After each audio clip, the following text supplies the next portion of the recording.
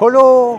Si je vous dis aujourd'hui bonjour en norvégien, c'est parce que nous sommes à Oslo pour le salon du véhicule électrique de Norvège. Pourquoi en Norvège? Parce que c'est le champion du monde de la voiture électrique ici. L'an dernier, 64% des voitures neuves se sont vendues électriques. Mais la Norvège, c'est bien joli, mais nous, on va partir au Vietnam parce qu'aujourd'hui, je vais vous présenter 2 nouvelles voitures électriques comme il se doit, qui sont exposées sur ce salon et qu'on découvre pour la première fois. Ce sont des VinFast VF9 et VF7. Alors, on va commencer par la VF9. Suivez-moi.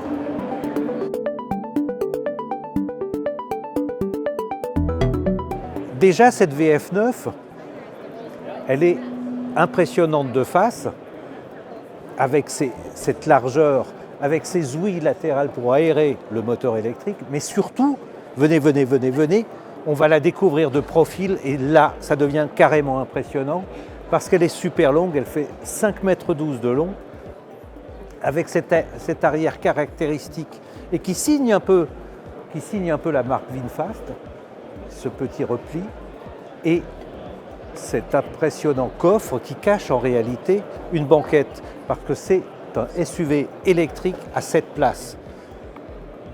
Le poids, vous me parlez du poids de cet engin. Écoutez, on ne va pas se le cacher, on dépasse largement les 2 tonnes. On n'a pas encore le poids exact, comme on n'a pas encore l'intérieur exact. Parce que là, c'est du plastique, donc je ne peux même pas vous montrer l'intérieur. Toujours est-il que cette voiture est gigantesque, très lourde.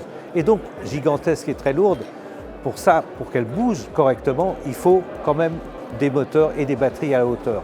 Et il y en a 2 dans cette VF9.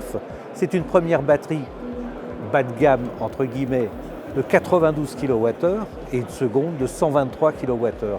Ça donne une autonomie revendiquée de WLTP de 500 km ou de 400 et quelques et une puissance quand même de plus de 300 chevaux au final.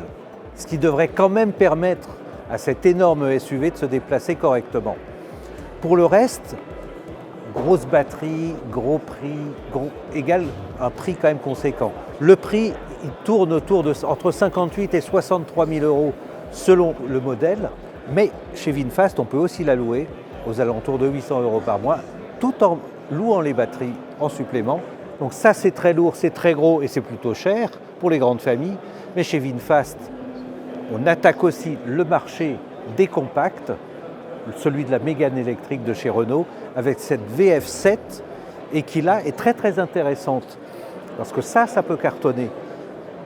Petite taille, on est dans les 4,30 m et vraiment une ligne qui rappelle très légèrement celle de la Mégane dans ses proportions et toujours ce petit rappel qu'on a ici et qui rappelle bien la marque.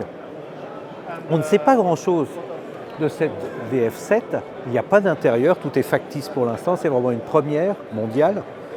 Ce qu'on peut en dire, c'est qu'elle va débarquer dans quelques mois en France et en Europe.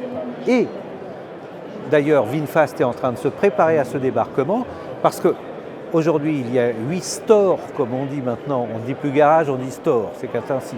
8 stores que VinFast détient en propre en France, dans les grandes villes. Le nombre de stores va passer à 20, pour 50 en Europe et 20 en France.